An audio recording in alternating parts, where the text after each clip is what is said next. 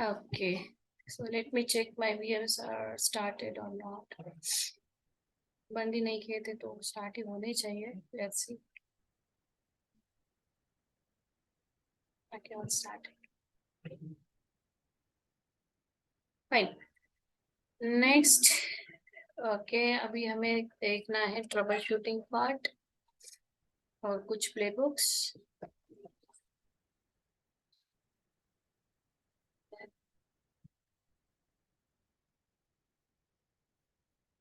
Search, open I, DevOps pane, EC2 hyphen user @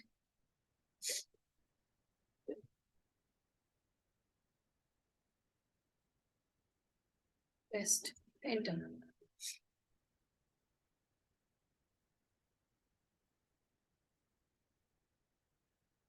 Done. So sudo space hyphen I, enter, su space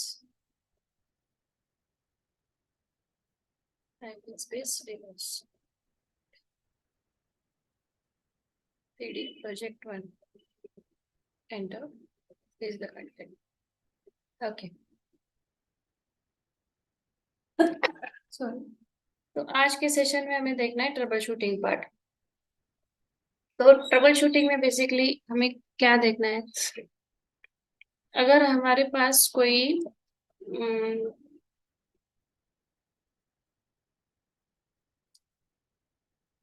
YAML file है और उसमें बहुत सारे task आपने define करके रखे हुए हैं और उसको आपको स्टेप बाय स्टेप क्या करना है, ट्रबल शूट करना है. तो आप क्या करोगे. ठीक है. तो जब हम ऐसे कमांड लिखते हैं ना, Ansible hyphen playbook, syntax check तो आपको पता ही है, राइट. सिंटैक्स देखने के लिए तो अगर मैंने यहाँ पे लिखा hyphen hyphen syntax hyphen check, enter. ठीक है. तो सिंटैक्स चेक कुछ मुझे बहुत ज्यादा इन्फॉर्मेशन नहीं दे रहा है, बस डायरेक्टली मुझे कंसोल पे आके छोड़ रहा है. अगर वार्निंग्स होती है, एरर्स होती है तो दिखाता, पर कोई एरर है नहीं. पर मैं ये सिंटैक्स चेक के साथ और एक ऑप्शन जोड़ती हूँ, hyphen v, propose output show करो मुझे. तो उसने देखो, ये इसने एक लाइन मुझे पहले शो की कि ये बता रहा है कि which is the default configuration file, okay, of the project. तो ये आपको दिखा रहा है, ये फाइल आप यूज कर रहे हो. चलो, मुझे यहाँ से भी कुछ बहुत अच्छा सेटिस्फेक्शन नहीं मिला है मेरे आउटपुट का या ट्रबल शूटिंग स्टेप्स का, तो मैं और एक प्रपोज आउटपुट लगा दूंगी, हाइफन वी, एंटर. उसने और थोड़ा डिटेल आउटपुट मुझे यहाँ पे दिया. ठीक है. ये आप वर्जन यूज कर रहे हो 2.14, this is the configuration file which you are using, modules कहाँ से आ रहे हैं, पाइथन का कौन सा मॉड्यूल यूज कर रहे हो, जिनचा टेम्पलेट यूज करोगे तो कौन सा वर्जन आप यूज करोगे. So this things are important for your trouble shooting purpose. अगर कोई एरर आ जाती है तो वो आपको चीजें देखने के लिए कि लाइक पाइथन का कौन सा वर्जन यूज कर रहा है, ऐसे बिल्कुल कौन सा वर्जन यूज कर रहे हैं, एग्जैक्ट कॉन्फ़िगरेशन फाइल हम प्रॉपर रीड कर पा रहे हैं कि नहीं, जहाँ से वो प्ले रन हो रहा है. तो ये स्टेप्स समझने के लिए आपको वर्बोज आउटपुट देखना इंपॉर्टेंट होता है. और एक भी मैंने बढ़ा दिया तो और थोड़ी डिटेल इंफॉर्मेशन मिलेगी. ओके. 4 टाइम्स भी लिखा तो और ज्यादा इंफॉर्मेशन मिलेगी. तो मैक्सिमम 4 वी तक के ट्रबल शूटिंग कंटेंट आप देख सकते हो. वैसे एरर कोई नहीं है तो, एरर भी नहीं है, वार्निंग्स भी नहीं है तो 2 वी भी सफिशियंट है. पर 4 वी तक आप जा सकते हो to get the more detail information. तो इसे कहते हैं verbose troubleshooting steps. Okay. समझ में आया गाइस. ये स्टेप समझ में आई. Yes ma'am. Yes ma'am. अब एक ऑप्शन होता है जैसे स्टेप वाइज वेरिफिकेशन. ओके. मतलब मेरे पास अगर कोई प्लेबुक है और वो प्लेबुक स्टेप वाइज चेक करनी है कि हर एक स्टेप पे क्या क्या हो रहा है, तो हम ऑप्शन डालते हैं हाइफन हाइफन स्टेप, ये ऑप्शन. ओके.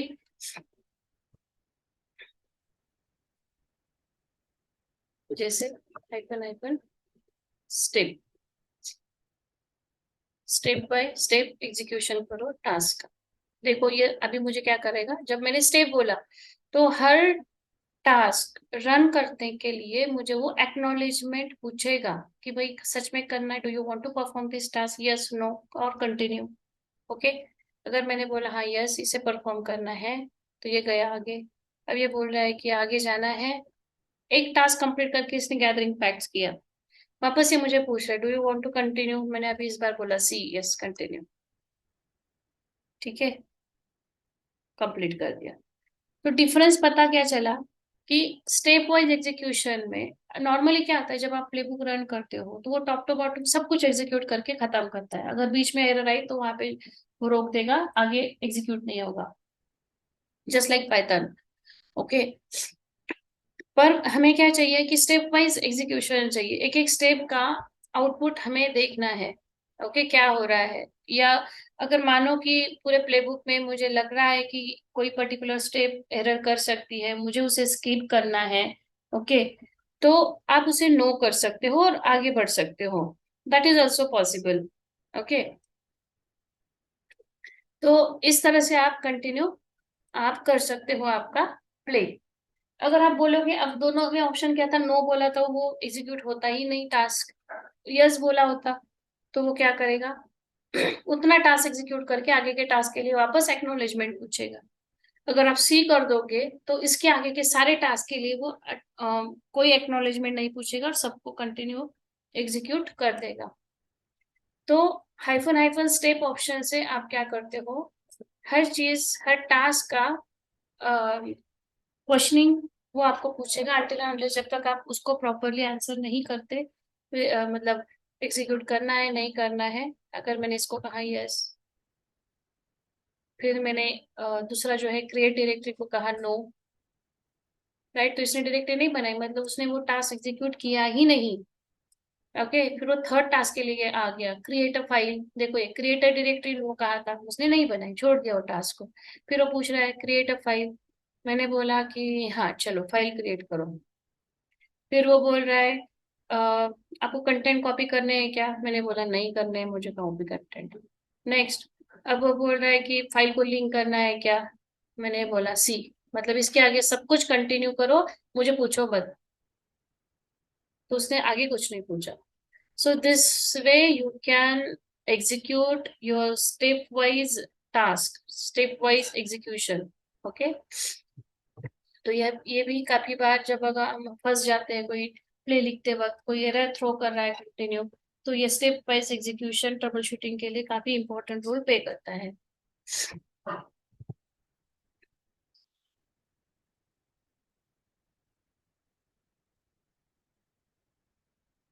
अब ये जो ऑप्शन है, ये देखो क्या कर रहा है, syntax check plus play the run.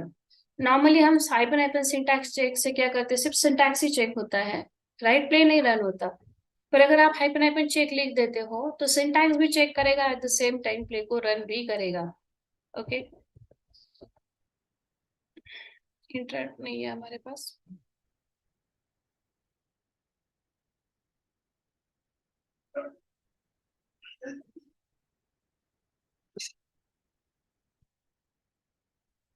Web content dot I M L hyphen hyphen check, right. देखो इसने, अब तक आपने देखा था सिंटैक्स चेक जब आप करते हो तो सिर्फ सिंटैक्स चेक करता है। ओके, एग्जीक्यूशन नहीं करता।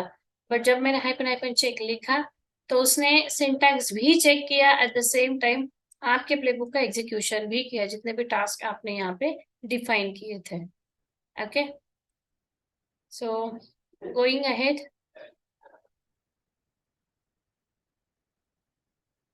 अब पिंग वाला तो ऑप्शन आपको पता ही है, वापस बताने की जरूरत नहीं, these are all ad hoc commands, right. तो नॉर्मली ऑपरेटिंग सिस्टम में जो ट्रबल शूटिंग के लिए जो कमांड्स हम यूज करते हैं, जैसे कि डिस्क मैनेजमेंट के लिए डिफ डीएफ कमांड यूज करते हो आप, डिस्क फ्रेगमेंटेशन, राइट।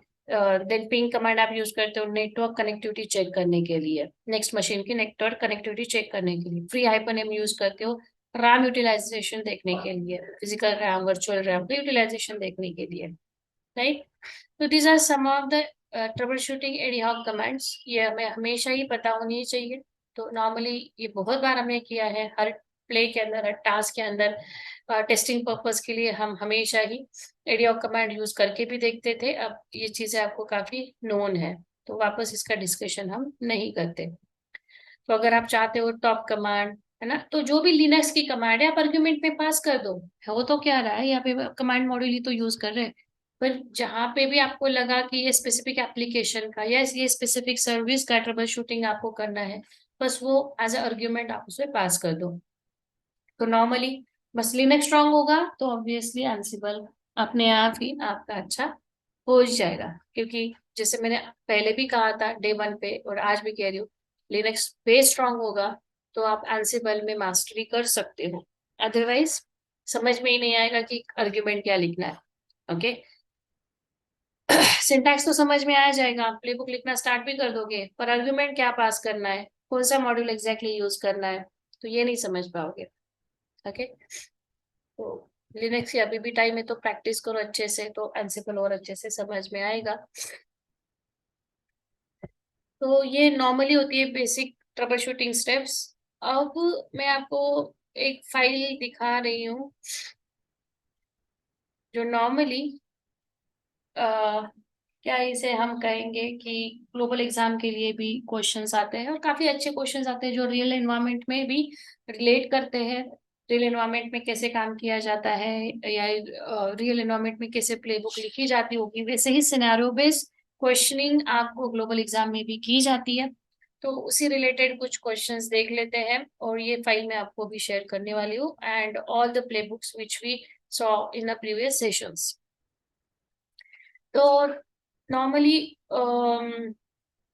डीओ 280, ये कोड गलत है। अब ये कोड जो है, अभी हम क्या वर्जन देख रहे हैं, 2.4 था एंसिबल का, या 2 पॉइंट क्या है देख लेते हैं यहाँ पे। एंसिबल हाइपन हाइपन वर्जन, तो ये वर्जन है 2.14, 2.14, और कोड होता है EX294। जैसे EX200 होता है RSCSE के लिए, वैसे RSCE ये सर्टिफिकेशन का कोड जो है वो होता है EX294, एंसिबल वर्जन 2.14 या 2.10। ओके, तो को एग्जाम का टाइम ड्यूरेशन होता है 4 आवर्स। अब इतना ज्यादा, RSCE से तो 3 आवर्स का होता है, ये 4 आवर्स क्यों है? डेफिनेटली आपको फ्रॉम स्क्रैच सब कुछ बनाना पड़ेगा, मशीन्स नहीं, ऑब्वियसली नहीं, राइट। तो आपको एक कंट्रोल नोड और 5 मैनेज नोड्स दिए जाते हैं। ओके, एक कंट्रोल नोड और 5 मैनेज नोड दिए जाते हैं। जैसे हमने भी डे वन से प्रैक्टिस की थी कि एक डायरेक्टरी बनाएंगे, फिर उसके अंदर कॉन्फ़िगरेशन फाइल डालेंगे, फिर उसके अंदर इन्वेंटरी डिफाइन करेंगे, और ये सेम स्ट्रक्चर आपको फर्स्ट क्वेश्चन में ही बोला होता है करने के लिए। That is the question, obviously that is the question. Okay, जिसमें बोला होगा this company having this environment, and they want to perform the actions on these 5 machines, thus 5 machines are blah blah blah, and the control node should be blah blah blah। उसका पूरा networking starting में ही आपको देके रखा होगा कि कौन सी machine का नाम क्या है, कि IP क्या है, सारी चीजें देके रखी होगी एक्स्ट्रा इन्फॉर्मेशन में। और बस आपको अब बोला जाएगा रूट का पासवर्ड, यूजर का पासवर्ड, सारी चीजें बनी बनाई होती है, मशीन्स रेडी होते हैं। कितने मशीन्स होते हैं?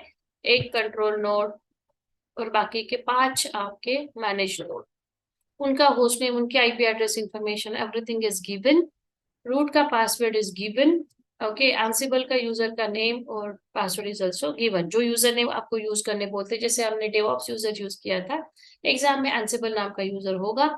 यूजर कोई भी नाम से होगा, डजेंट मैटर। ओके, जैसे यहाँ पे स्टूडेंट लिया है, यहाँ पे स्टूडेंट लिया है, हमने डेवऑप्स यूजर से काम किया था। तो एनीवेज हमने जैसे एक प्रोजेक्ट वन नाम की डायरेक्टरी बनाई थी, यहाँ पे एंसिबल नाम की डायरेक्टरी है, तो नेमिंग कन्वेंशन से कोई डिफरेंट चीजें नहीं होने वाली, वो तो अंडरस्टैंडिंग की चीजें हैं।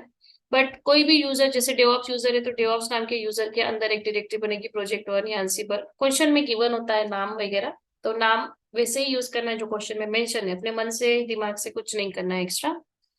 बस फिर आप वो यूजर को लॉग इन कर लो, वो यूजर के डिफॉल्ट कॉन्फ़िगरेशन में भी मार्सी नाम की फाइल बन लो, सेटिंग्स कर लो, सो दैट आपको आपका इंडेंट और स्कोप का कर्सर कॉलम दिखता रहे और स्पेसिंग में कोई गड़बड़ ना हो।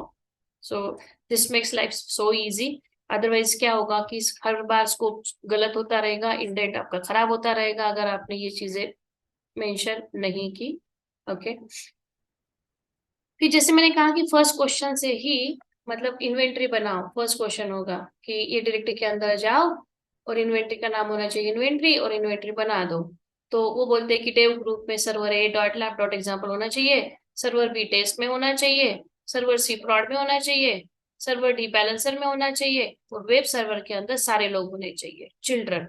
ओके, चिल्ड्रन के अंदर उसने ये भी बोला होता है सारे ही लोग नहीं होने चाहिए एग्जैक्टली उसने बोला होता है कि वेब सर्वर का मेंबर कौन होना चाहिए, प्रॉड होना चाहिए और टेस्ट होना चाहिए, या प्रॉड होना चाहिए बैलेंसर होना चाहिए, कोई तो एक या दो ही प्रोडक्शन सर्वर्स को वो वेब सर्वर के ग्रुप के अंदर डालने को बोलता है, नॉट ऑल। बट क्वेश्चन में एकदम क्लियरिटी होती है, अगर आप अच्छे से पढ़ोगे तो उसने हर चीज को बोला होता है कि किस पर्टिकुलर होस्ट मशीन को किस ग्रुप के अंदर आपको डालना है। नेक्स्ट, फिर आप वही उसका आंसर कैसे लिखोगे, एक डायरेक्टरी बनाओगे, डायरेक्टरी के अंदर जाके फाइल बनाओगे विद द नेम इन्वेंट्री, और उसके अंदर जाके as per the given conditions आप सारे होस्ट और ग्रुप को डिफाइन कर दोगे। नेक्स्ट थिंग आपका फिर है, आप सबसे पहले इन्वेंट्री डिफाइन होने के बाद पैकेज इंस्टॉल करोगे ना ऑब्वियसली एंसिबल का।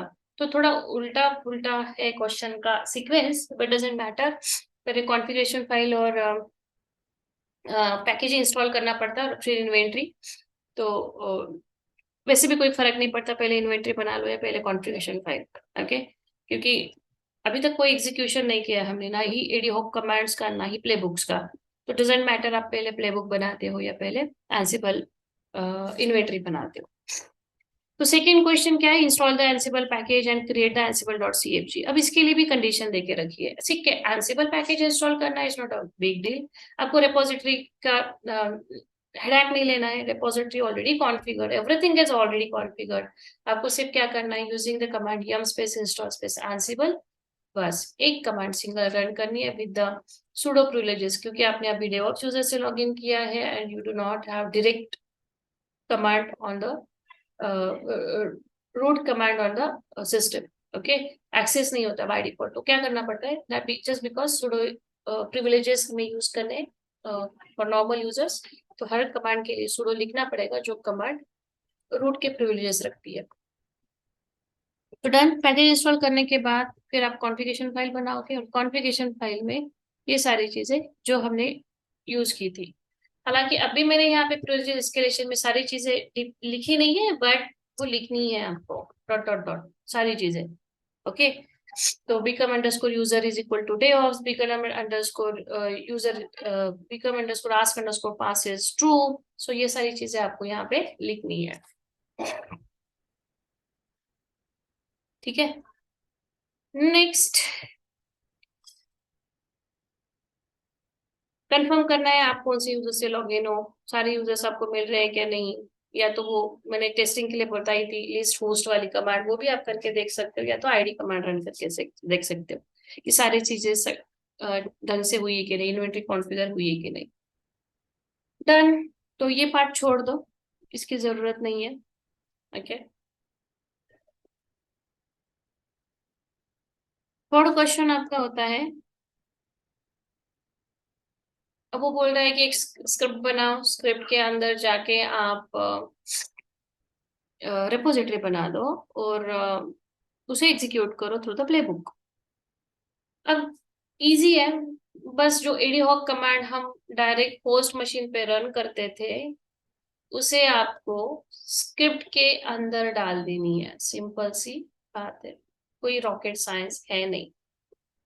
तो एडी हॉक कमांड आपको पता है कैसे यूज की थी, एंसिबल, और ये क्या हो गया हमारा all inventory all groups, right, जिसपे मुझे क्या करना है, using the module yum, yum is for module, yum underscore repository, ये मॉड्यूल यूज किया है, और इसको आर्ग्यूमेंट पास किए हैं, hyper A means what, argument. Argument में हमने क्या क्या लिखा, आर्ग्यूमेंट में हमने वो लिखा जो रिपोजिटरी बनाने के लिए कंटेंट हमें लिखने होते हैं, जैसे कि रिपोजिटरी का नाम, description, base URL, GPG check, right, और इनेबल्ड और डिसेबल्ड। तो जैसे बेस यूआरएल और अपस्ट्रीम रेपो, ऐसे दो रेपोजिटरी बनानी पड़ती है रेल 7 के लिए, रेल 8 और 9 के लिए, राइट। तो वैसे ही रेपोजिटरी आपको बस यहाँ पे दो दो रेपोजिटरीज बना लेनी है। So not a rocket science, बस ये जो एडीहॉक कमांड्स है आप किस में डाल रहे हो, स्क्रिप्ट के अंदर डाल रहे हो।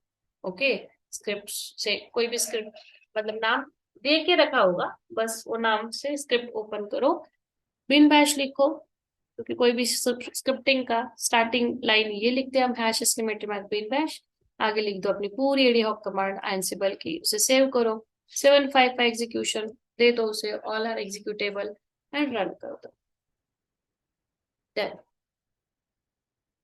ठीक है, अब रोल्स नाम का भी कॉन्सेप्ट हमने देखा था। नेक्स्ट क्वेश्चन, तो रोल्स के लिए, ठीक है, दो टाइप्स के रोल्स होते हैं, एक सिस्टम डिफाइंड रोल्स होते हैं और एक कस्टम डिफाइंड रोल्स होते हैं। अब ये जो फोर्थ वाला क्वेश्चन है, इसमें उसने दो रोल ऑलरेडी बना के रखे होंगे। ओके, ये जो आपको दिख रहा है यहाँ पे, बैलेंसर डॉट टीजीजेड, इनफो डॉट टीजीजेड, तो एक ये लोड बैलेंसर का स्क्रिप्ट होता है और दूसरा पीएचपी इन्फो का स्क्रिप्ट होता है। उन्होंने बना बना के रखा हुआ है, आपको लोड नहीं लेना। हालांकि ये क्वेश्चन अभी हम अपने एनवायरमेंट में नहीं कर सकते, क्योंकि ये सिर्फ और सिर्फ एग्जाम में ही एग्जीक्यूट होता है प्रॉपरली। पर पर्पस समझते हैं क्या है। उन्होंने दो रोल दे के रखे हुए हैं, बाय डिफॉल्ट उन्होंने आपके पास दो रोल दे के रखे हुए हैं, उनका डिप्लॉयमेंट आपको आगे के क्वेश्चन में करना है। तो आप सबको सबसे पहले एमकेडीआर रोल्स नाम से एक डायरेक्टरी बना लेनी है, राइट, सेम पाथ में जो हमने रोल्स पढ़ते हुए भी किया था। फिर रोल्स के अंदर एक फाइल बना लेनी है आपको, रिक्वायरमेंट्स डॉट यामल करके। ओके, और उसके अंदर इसने क्वेश्चन में ही बोला होता है, अगर क्वेश्चन ढंग से पढ़ोगे तो हर चीज का आंसर उसने वहीं पे आधा लिखा होता है। हम्म, फिर रिक्वायरमेंट्स डॉट यामल में उसने बताए हुए ये लिंक्स जो भी है क्वेश्चन में ही देके रखे होते हैं कि कौन से रोल यूज करने, पूरा का पूरा रोल देके रखा है, मगअप करने की जरूरत नहीं है। ये एक रोल है, ये एक रोल है, बस उसको आपको रोल में लाना कैसे है, सोर्स और नेम, सोर्स और नेम। मतलब आप क्या कर रहे हो, रोल को सिर्फ कहाँ से लेना है वो सोर्स आप डिफाइन कर रहे हो थ्रू द एचटीटीपी प्रोटोकॉल, और रोल को नाम क्या दिया, बैलेंसर, ये रोल को नाम क्या दिया, पीएचपी इन्फो। तो इस तरह से दो रोल को आपने केवल डिफाइन किया है यहाँ पे। ओके, रोल डिफाइन करने के बाद कल मैं आपको बोल रही थी ना, there is one command to see the roles, तो वो कमांड ये देखो, ansible hyphen galaxy list. So these are the system defined roles, सारे रोल्स मिल जाएंगे। ओके, ये कमांड में देख रही थी कल। ओके, रोल्स वाली, लिस्ट वाली। तो ऐसे ही यहाँ पे जब ये डिप्लॉय हो जाते हैं ना, मतलब डाउनलोड हो जाते हैं एक रिमोट पाथ से आपके करंट वर्किंग डायरेक्टरी में, रिक्वायरमेंट्स डॉट यामल जब आप यूज करते हो और ये कमांड चलाते हो, galaxy Ansible hyphen galaxy install hyphen R, कहाँ पे इंस्टॉल होने हैं ये दोनों role, with which name, balancer and PHP info, कहाँ पे इंस्टॉल होने हैं, तो roles forward slash requirement dot YAML hyphen P roles. तो रोल्स नाम के डायरेक्टरी के अंदर ये दोनों भी roles, balancer and PHP info, दोनों डिप्लॉय हो जाएंगे। इसके अंदर होगा क्या, तो बैलेंसर के अंदर एक प्रॉक्सी बैलेंसर नाम का पूरा कोड होता है, और पीएचपी इन्फो के अंदर पीएचपी का कॉन्फ़िगरेशन होता है। So we are not the developers, why we should worry about what kind of content written over here. Don't worry, okay, आपको क्या करना है, बने बनाए रूल्स को केवल आपको डिप्लॉय करना है, दैट्स इट। ओके, इसके अंदर क्या लिखा है, कैसे लिखा है, इसका हेडेक मत लेके बैठो। ओके, क्योंकि इतना बड़ा कोड होता है, इतना टाइम भी नहीं होता आपको पढ़ने के लिए। बस दिए गए रोल्स को आपको क्या करना है, डिप्लॉय कर देना है रोल्स के अंदर जाके, और वो डिप्लॉय करने के लिए बस ये कमांड याद करके जाना है, क्या, ansible हाइफन गैलेक्सी, रोल को मुझे इंस्टॉल करना है, जो रोल मैंने रिक्वायरमेंट डॉट यामल के अंदर लिखी हुई है, एंड कहाँ पे डिप्लॉय करनी है, तो हाइपर पी मतलब पाथ, कहाँ पे डिप्लॉय करने वो दोनों रोल्स, रोल्स नाम के डायरेक्टरी के अंदर, सिंपल। अब ये रोल जब आप डाल देते हो तो वो रोल का एग्जीक्यूशन भी नेक्स्ट वाले क्वेश्चन में करने को बोला है, नेक्स्ट टू नेक्स्ट क्वेश्चन में, और नेक्स्ट क्वेश्चन होगा तब मैं बताऊंगी ऊपर के क्वेश्चन का रेफरेंस। ओके, यहां तक समझ में आया गाइस, क्या हो रहा है, Pratik, Uma, Omkar, Nirita. Yes ma'am. Hmm, yes ma'am. Next जो है वो क्या बोल रहा है, देखो, create the offline road name with Apache under the roads directly. Exact ये क्वेश्चन कल हमने करके देखा है। Okay, so Ansible hyphen galaxy init roads के अंदर अपाचे नाम की डायरेक्टरी। ओके, तो बस हमने सीढ़ी करके रोड्स में हम पहले चले गए थे और हमने बोला था एनसिबल हाइफन गैलेक्सी इनिट अपाचे कैसे भी करो, ठीक है। और उसके अंदर जिंजा टेम्पलेट यूज करने को बोला है, टेम्पलेट J2। अब जिंजा टेम्पलेट कैसे यूज करना है वो भी हमने एक सेशन में देखा था। बस अभी क्या किया है, क्लब किया है दो क्वेश्चन को एक साथ। तो देखो यहाँ पे, सबसे पहले जिंजा टेम्पलेट बनाने के लिए रोल्स अपाचे टेम्पलेट के अंदर टेम्पलेट .J2 नाम का एक फाइल बनाई और उसके अंदर ही कंटेंट लिख दिया, so that my template is ready. और फिर रोल्स सेक्शन के अंदर टास्क में जाके मेन डॉट यामल में, जैसे एग्जैक्ट हमने पढ़ा था, पैकेज इंस्टॉल किया, स्टार्ट सर्विस, सब कुछ as it is web content dot YAML मैंने लिखा था शायद, इसी तरह से। तो वो टेम्पलेट को बस यहाँ पे आप सोर्स एंड डेस्टिनेशन में एग्जीक्यूट कर दिया। एंड देन एक बार आपने रोल बना दिया, वो रोल को आपको कहाँ लेके आना है डिप्लॉयमेंट के लिए, आपके करंट वर्किंग डायरेक्टरी में कोई भी नाम से YAML फाइल बना दो और वो रोल को आप यहाँ पे डिफाइन कर दो। That's it. और प्ले बुक को रन करके देखो, पूरा प्ले आपका रन हो जाएगा थ्रू द, अब ये क्या है, through the role deploy the Apache web server. और सेम प्ले बुक हमने यूज की हुई है। ओके, तो ये भी काफी इजी है, नॉट अ बिग थिंग। अब जो देखो ऊपर मैंने बताया था ना कि रोल्स बने बनाए होते हैं, सोर्स और आपने डिप्लॉय कर लिए थे रोल, वो रोल को अब यहाँ पे एग्जीक्यूट करना है। अब ये कैसे बोल रहा है, यही पे ये क्वेश्चन में काफी ज्यादा मार्क्स होते हैं। क्या बोल रहा है ये कि create a playbook roles dot YAML, एक प्लेबुक बनानी है आपको ये नाम से, and it should run balancer and PHP into roles. मतलब ऊपर जो रोल आपने बना के रखे हुए हैं, वो रोल को अब आपको यूज करना है कहाँ पे, रोज डॉट YML के अंदर। कैसे यूज करना है, रन द वेब बैलेंसर, वो बोल रहा है कि ये ग्रुप के अंदर उसे यूज करना है, और PHP इन्फो रोल को वेब सर्वर ग्रुप के अंदर यूज करना है। और PHP इन्फो का आउटपुट कैसे होना चाहिए, मतलब जब भी वो प्ले रन होगा, तब जब आप एक URL उन्होंने दे के रखी होती है, इसको अगर हिट होगा तो ये आउटपुट दिखना चाहिए, अगर ये हिट होगा तो वो आउटपुट दिखना चाहिए, ऐसे रैंडम आउटपुट उन्होंने दे के रखे होते हैं। तो ऊपर जो रोल आपने बनाए हैं उसको कैसे आप असाइन करोगे, असाइनमेंट तो सेम होता है, तो रोल्स डॉट वामल यामल लिख दिया और उसने कंडीशन दे के रखी है कि वेब सर्वर पे ये रोल डिप्लॉय होना चाहिए, बैलेंसर पे ये रोल डिप्लॉय होना चाहिए, बस असाइनमेंट कर दिया, सेव एंड क्विट करो और अपना प्लेबुक रन करो, दैट्स इट। और सबसे हाईएस्ट मार्क के दो क्वेश्चन को होते हैं, आप पकड़ लो 40-40 मार्क्स, राइट। तो 40 मार्क्स एक प्रयोग के लिए। तो इजी है paper, not the difficult thing, but वही है कि अगर आपने एकदम फ्रॉम स्क्रैच प्रैक्टिस की है, जैसे डे 1 से अगर आपने बहुत अच्छे से जो जो चीजें पढ़ाई वो करके देखी है सारी चीजें, तो डेफिनेटली ये सॉल्व करना कोई डिफिकल्ट पार्ट है नहीं। Time date CTL next role ही है ये, बट सिस्टम डिफाइंड रोल है जिसे आपको इंस्टॉल कर लेना है, ये कल ही हमने किया था। तो time date time sync dot YAML के अंदर चीजें डिफाइन कर दो, किस सर्वर के साथ आपको टाइम सिंक करना है और कौन सा सिस्टम डिफाइंड रोल आपको यूज करना है। एग्जैक्ट सेम क्वेश्चन किया था, तो इस पे ज्यादा टाइम आप वेस्ट नहीं कर रहे।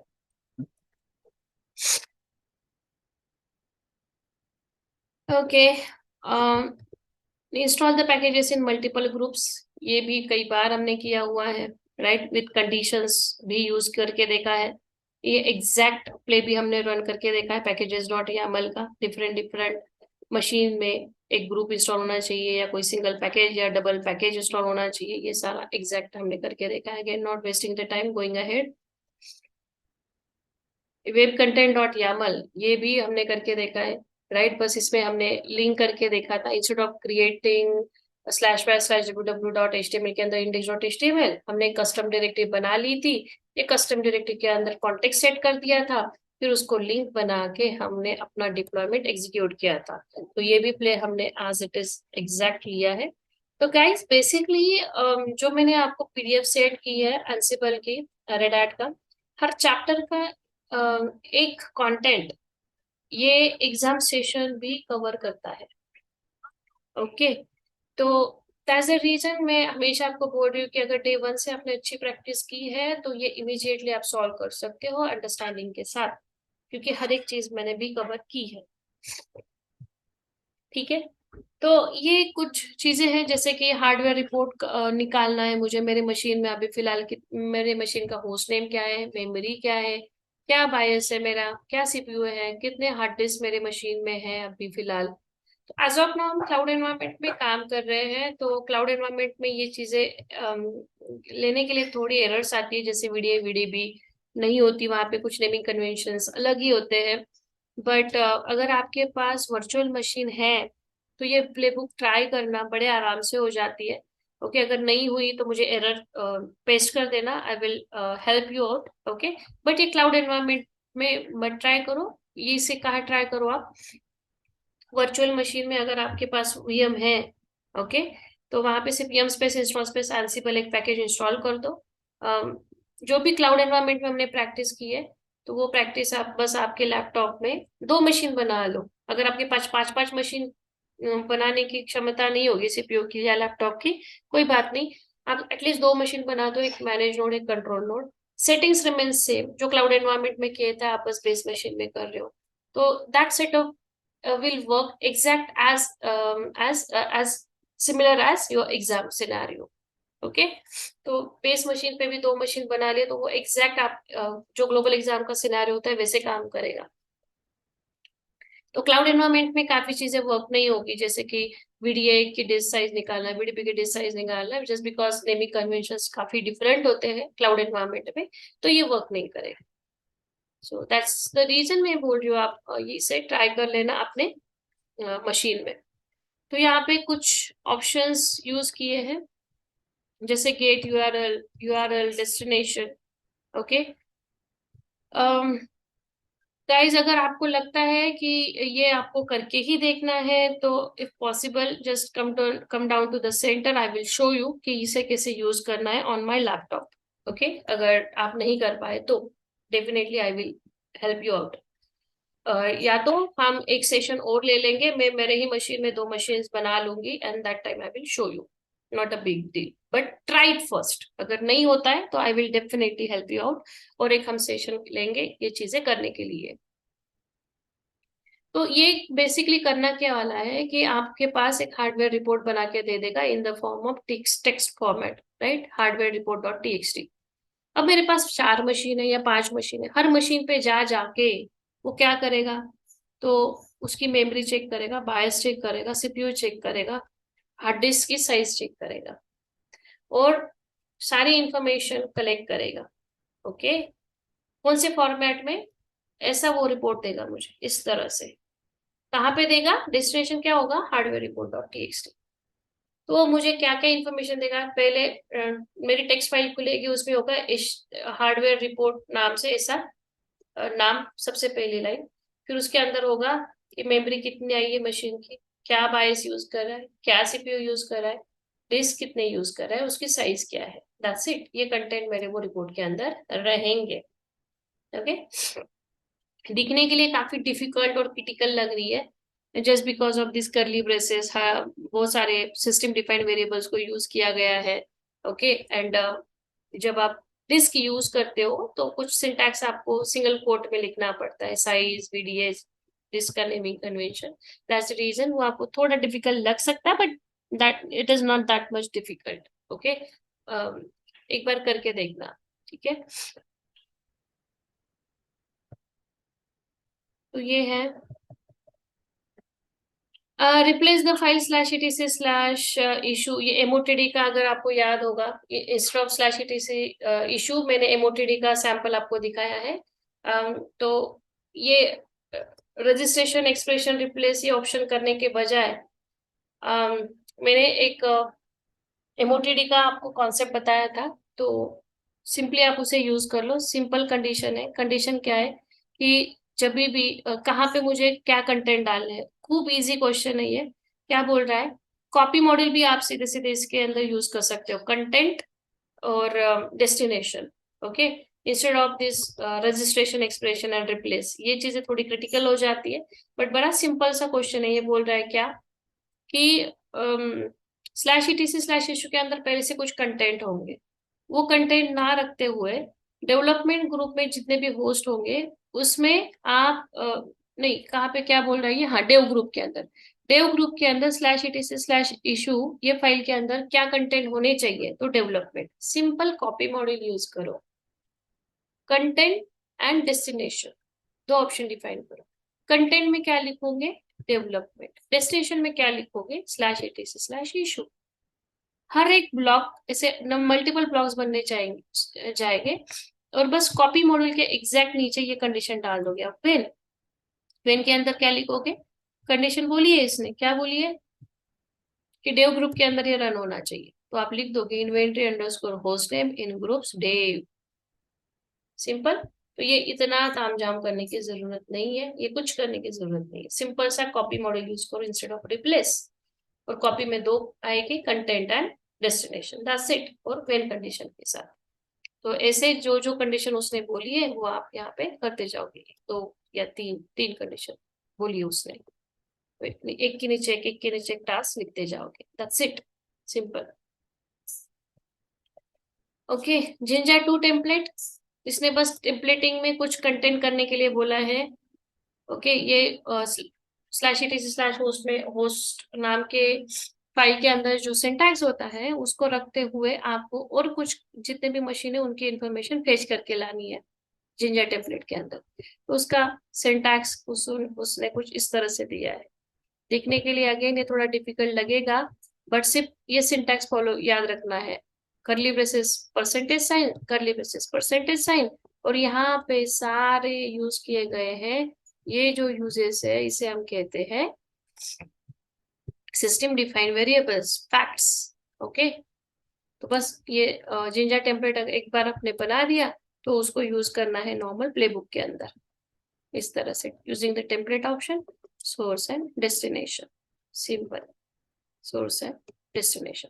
एंड कंडीशन देके रखिए कि ये टेम्पलेट कहाँ पे डिप्लॉय होना चाहिए, डेव नाम के ग्रुप के अंदर, तो inventory underscore host name in groups dev, simple, ठीक है।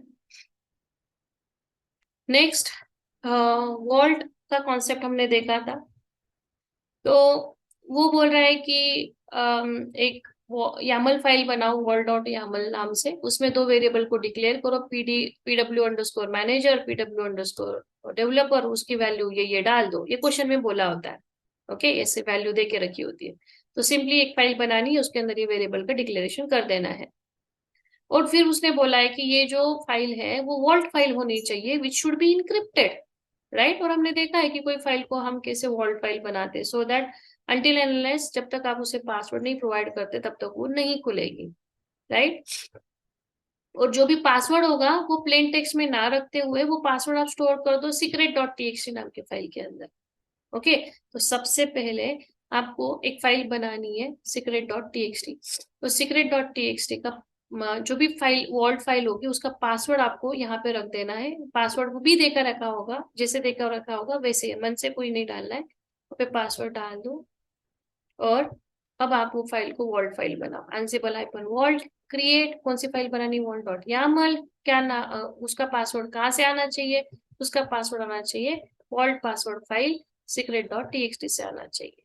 तो मतलब आप हमने दो बार एंटर किया था और रेड एट ऐसे पासवर्ड डाला था, इंस्टेड ऑफ दैट वो पासवर्ड कहाँ से आ रहा है, सीक्रेट डॉट टीएक्सटी से आ रहा है, और उसके अंदर जाके फिर बने क्वेश्चन, जो भी क्वेश्चन में बोला हुआ है वो कंटेंट आप डाल दो। डालने के बाद व्यू करके देखना, तो अब वो इनक्रिप्ट हो चुकी है, अनटिल अनलेस जब तक पासवर्ड पास नहीं करोगे, ये पैरामीटर पास नहीं करोगे, वो फाइल नहीं खुलेगी। इजी, ठीक है। फिर यूजर बनाने ग्रुप बनाने का क्वेश्चन है, राइट। अब ये वापस मैं एक्सप्लेन नहीं करती हूँ विथ कंडीशंस, ओके। तो ये लूप और यूजर ग्रुप मैनेजमेंट का क्वेश्चन है जो हमने छोटे छोटे प्ले बुक्स में दिखा था, बस एक प्ले बुक में इसको यहाँ पे राइट किया गया है। तो अगेन इसे नहीं अभी मैं एक्सप्लेन करती हूँ वापस से। रिकी वाला भी ऑप्शन मैंने बताया था ऑलरेडी, अगर कोई फाइल आपकी इनक्रिप्टेड है उसको यूजिंग द ऑप्शन रिकी आप वापस नया पासवर्ड असाइन कर सकते हो। और ये लास्ट वाला क्वेश्चन है एलवीएम मतलब स्टोरेज मैनेजमेंट का। तो स्टोरेज मैनेजमेंट का क्वेश्चन पर्पसली क्लाउड पे हम नहीं कर सकते। The reason naming conventions different होते हैं और वो एग्जीक्यूट नहीं हो पाता। सिर्फ दो क्वेश्चन है जो हमने यहाँ से मतलब प्रैक्टिकली नहीं करके देखे हैं। That I am trying to tell you कि आप एक बार करके देखो। If it will not work then definitely I will take one more session someday. Okay, जब आप पूरी प्रैक्टिस कर लो और आपसे अगर नहीं हो पाया तो definitely I will take one more session जिसमें हम ये दोनों क्वेश्चंस कवर कर लेंगे, हार्डवेयर एंड एलबीएम का। Okay, what I can do that in that time, मैं मेरे खुद के मशीन में लैपटॉप पे दो वर्चुअल मशीन इंस्टॉल करूंगी VMware पे। एक को कंट्रोल नोड बनाऊंगी, एक को मैनेज नोड बनाऊंगी, और फिर उसके नेमिंग कन्वेंशंस ये प्ले बुक के हिसाब से हम ले पाएंगे और ये प्लेस को रन कर पाएंगे। तो अभी पर्पसली क्लाउड एनवायरनमेंट में इनको यूज करके कोई मतलब नहीं होगा, क्योंकि टाइम वेस्टिंग है, वो एरर ही करता रहेगा क्लाउड एनवायरनमेंट में। सो दैट्स द रीजन ये दो चीजें बस हम नहीं लेंगे। बट एलवीएम भी काफी इजी है। इसमें करना क्या होता है आपको देखो बता देती हूँ, बस ट्राई करना हुआ तो, नहीं तो आई विल बी देयर। ठीक है, कर लेंगे हम। तो यहाँ पे देखो करना क्या है कि एलवीएम है, एरर तो देता रहेगा, इसलिए क्या करा है हमने, इग्नोर अंडरस्कोर एरर्स को यस कर दिया। एक बार एक प्लेबुक में बताया भी था मैंने, याद नहीं एग्जैक्टली कौन सा प्लेबुक था, बट एरर्स को इग्नोर करने के लिए ये ऑप्शन हम यूज करते हैं। अब सिनेरियो ऐसा है, समझ लो कि ऑलरेडी मेरे जो भी मशीन्स रहेंगे सब में एक वीजी बना रहेगा। वीजी ऑलरेडी बना रहेगा, वॉल्यूम ग्रुप। और अभी यहाँ पे कुछ कंडीशन दे के रखी है कि अगर मेरा वीजी की साइज 1500 होगी, ओके, तो नहीं, इसमें क्या बोला देखो, डिबग मैसेज प्रिंट करो, VG not found if VG not exist. अगर मेरे पास चार नोड है, चार नोड में से कोई भी एक नोड पे अगर वीजी एग्जिस्ट नहीं रहता तो उसने मुझे एरर देना चाहिए कि वीजी ये मशीन पे एग्जिस्ट ही नहीं है। दूसरी कंडीशन बोल रहा है ये 1500 साइज का इज नॉट क्रिएटेड, क्या बोल रहा है, 1500 size is not created, it have to debug message insufficient size in VG. Okay fine, ये क्या बोल रहा है, अगर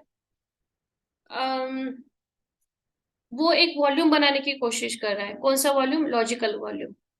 अगर वीजी ऑलरेडी एग्जिस्ट होगा, मैंने क्या सेंटेंस बोला कि वीजी ऑलरेडी एग्जिस्ट होगा सिस्टम में, किसी एक सिस्टम में नहीं होगा, जिस सिस्टम में नहीं होगा वहां पे वो एरर दे देगा वीजी नॉट फाउंड।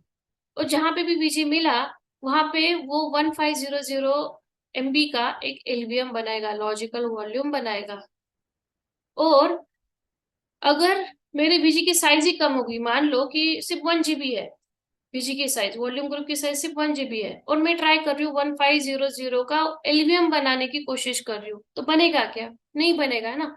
तो इसलिए सेकेंड कंडीशन में क्या बोल रहा है कि अगर मेरी वीजी में साइज ही नहीं होगी 1500 का एलवीएम बनाने की, तो इसने क्या एरर देना चाहिए, insufficient size of VG. Third condition में क्या बोल रहा है, if volume is created then उसको क्या करो, ext3 फाइल सिस्टम से फॉर्मेट कर दो। अब एक कोई तो वीएम में ऐसा होगा कि साइज ही नहीं होगी इतनी बड़ी, उसमें वो एरर दे देगा, debug message insufficient size of VG, नहीं बनाने देगा।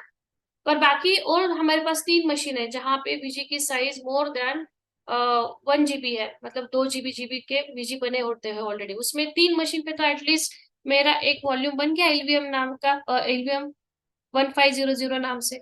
अब अगर तीन मशीन पे सक्सेसफुली मेरा एलवीएम बन गया है तो तीनों को कौन से फाइल सिस्टम से फॉर्मेट करना है, मुझे ext3 फाइल सिस्टम से फॉर्मेट कर देना है। और फोर्थ कंडीशन में ये क्या बोल रहा है, playbook name should be LVM dot YAML. First ने एक्चुअली फर्स्ट ही होना चाहिए, एलवीएम का नाम क्या देना है आपको प्लेबुक का, एलवीएम डॉट यामल। ओके, और ये बोल रहा है कि हर मशीन में and run the playbook in all nodes. तो ये actual this is the first condition कि नाम ये देना है और ये सारी जगह पे हर होस्ट मशीन पे ये प्ले रन होना चाहिए।